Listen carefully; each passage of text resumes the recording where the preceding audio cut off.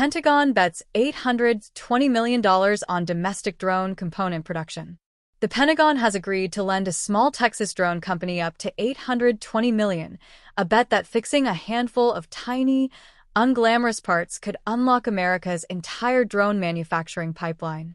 The U.S. Department of War's Office of Strategic Capital announced a conditional loan commitment of up to $820 million to Performance Drone Works, known as PDW, to establish high-volume domestic manufacturing capacity for critical drone components.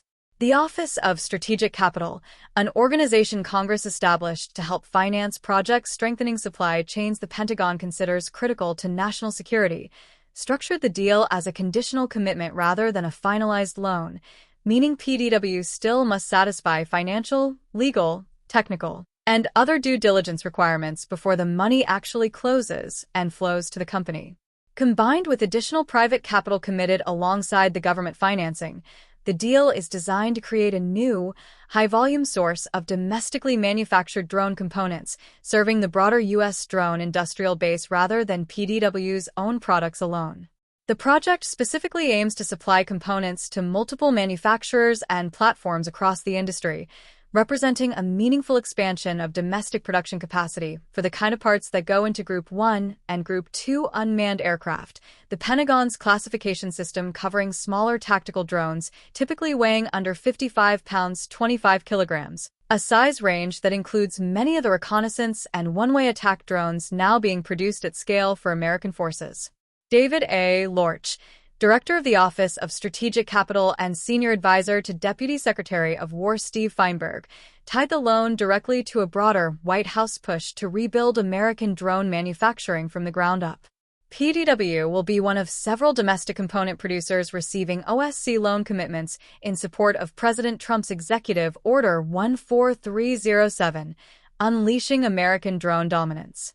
Expanding domestic component production will benefit manufacturers throughout the ecosystem and improve supply chain resilience, Lorch said. That executive order, signed June 6, 2025, directs federal agencies to expand domestic unmanned aircraft system production and reduce reliance on foreign-manufactured drones, a policy shift driven largely by national security concerns U.S. officials have raised about foreign-made drones, particularly those produced by the Chinese company DJI, which has long dominated the global commercial drone market. The Federal Communications Commission followed up in December 2025 by banning distribution of new foreign-made drones inside the United States on national security grounds, adding regulatory teeth to a policy goal the executive order had only set in broad strokes. James R. Shanahan, Senior Managing Director at the Office of Strategic Capital, framed the PDW deal as part of a targeted effort to identify and fix specific choke points rather than simply throwing money at the drone industry broadly. We are squarely focused on identifying and addressing bottlenecks in critical supply chains, including drones and autonomous systems. OSC's transaction with PDW, along with private capital crowded in alongside it, will support the construction of significant new manufacturing capacity to address vulnerabilities across the drone supply chain, Shanahan said. Those bottlenecks matter because a single missing component can stall production of an entire finished drone even when every other part is readily available. American drone manufacturers have struggled for years to source certain critical components domestically, from specialized motors and batteries to guidance electronics, often relying on overseas suppliers whose products fall under exactly the kind of foreign dependency concerns Executive Order 14307 was written to address.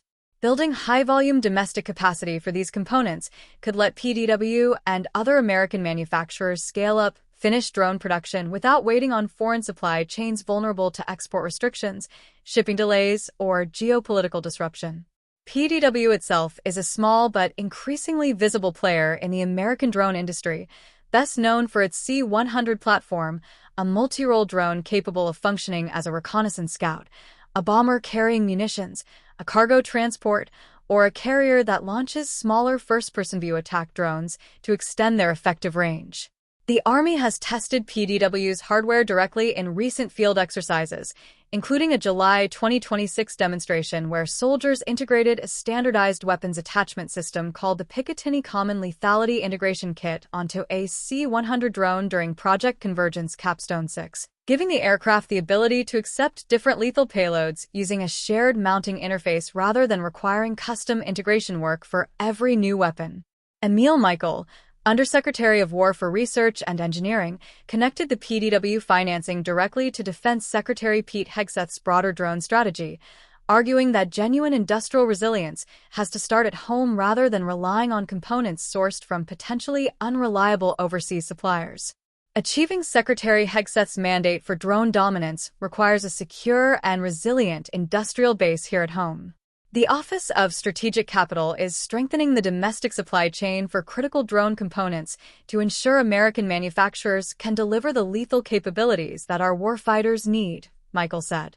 That framing connects directly to drone dominance, the Pentagon's broader, roughly $1 billion, multi-year plan to purchase more than 200,000 small, lethal drones by 2027 through rapid, phased competitions rather than the military's traditionally slow acquisition process. A program aiming to buy drones at that scale ultimately depends on American manufacturers being able to actually build components fast enough and in large enough volume to keep pace, which is precisely the capacity gap the PDW loan is designed to help close.